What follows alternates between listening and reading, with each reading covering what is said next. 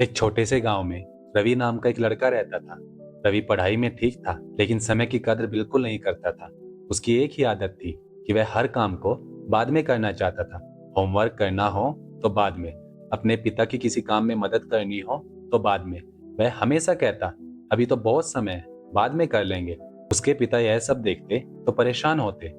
उन्होंने रवि को कई बार समय की कीमत के बारे में समझाया, लेकिन रवि हर बार उनकी बात को मजाक में टाल देता और अपनी ही मस्ती में खोया रहता। वह कहता, जिंदगी लंबी है पिताजी, अभी से क्यों परेशान होना।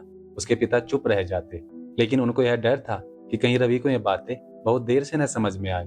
उनके गांव में एक दौड़ प्रतियोगिता होने वाली थी, जिसका पहला इनाम था एक बहुत खूबसूरत सी साइकिल।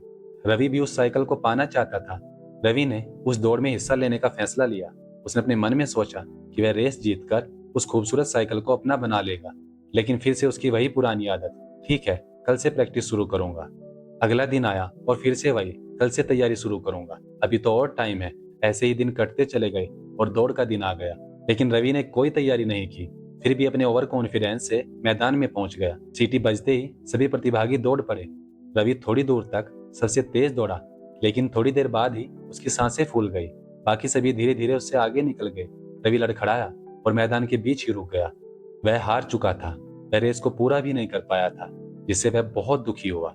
उसके पिता उसके पास आए और उसके कंधे पर हाथ रखकर बोले, बेटा, हार का दुख बाद में होता है, लेकिन असली दुख तब होता है जब आपको हार का कारण पता हो। रवि ने अपना सर झुका लिया। वह जानता था कि उसने समय की बर्बादी की है। अगर वह चाहता तो तैयारी करने के बाद इस रेस को जीत सकता था, लेकिन अभी भी उसने हार से कोई सबक नहीं लिया। समय ऐसे ही गुजरता चला गया। रवि स्कूल से आज कॉलेज पहुंच चुका था, लेकिन उसकी आदत अभी भी नहीं बदली थी। क्लास में देर से जाना, अपना असाइनमेंट अच्छे से न करना अब उसकी आदत सी बन चुकी थी। वह सोचता था कि जिंदगी ऐसे ही आराम से कट जाएगी। एक दिन कॉलेज में प्लेसमेंट के लिए बड़ी कंपनियां आई। सभी स्टूडेंट अपनी तैयारी में लग गए। सभी चाहते थे कि उनको अच्छी कंपनी में प्लेसमेंट मिले, लेकिन रवि पहले की तरह बोला, अभी बहुत समय है, बाद में कर लेंगे। समय ऐसे ही बीतता चला गया और इंटरव्यू का दिन आ गया। जब रवि इंटरव्यू रूम में पहुंचा तो उसके पास किसी भी सवाल का कोई जवाब न था। न तो उसने अपना रिज्यूम बनाया था और न ही तैयारी की थी। इंटरव्यू जल्द ही खत्म हो गया। रवि इस इंटरव्यू में रिजेक्ट हो गया था। वह बेहद निराश हो गया। उस दिन रवि बहुत देर तक अकेला बैठा रहा। उसे महसूस हो चुका था कि वह जीवन को पीछे छोड़ चुका है। उसे समझ आ चुका था कि उसने समय को नहीं, खुद को पीछे छोड़ दिया है।